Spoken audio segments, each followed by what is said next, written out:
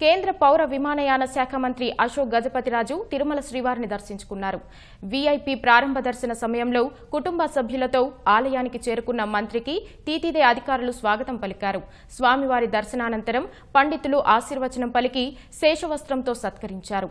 EO Anil Kumar Singhal స్వామివారి తీర్థ ప్రసాదాలను అందజేశారు.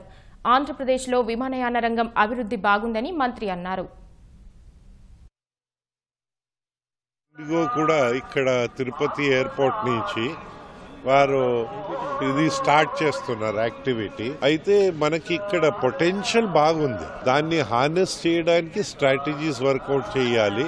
Airlines తో మనం షేర్ చేయాలి, ఆకర్షించాలి. వారి వ్యాపారం మంది వేరే, అప్రోచ్ వేరే, వారిది వ్యాపారం. ఆ వ్యాపారాన్ని ప్రయాణికులు వినియోగించుకునేటట్లా చేయగలిగితే ಹೆಚ್ಚು మంది వస్తారు, పెరుగుతుంటుంటారు. గ్రోత్స్ అయితే బాగున్నాయి, ఆంధ్రప్రదేశ్ లో బాగున్నాయి, దేశం అంతా బాగుంది. సో ఆ యాంగిల్స్ లో చూస్తే బాగానే ఉంది ఏవియేషన్. ఆ దేవుడి దయ వల్ల అన్ని బాగానే సక్రమంగానే జరుగుతున్నాయి.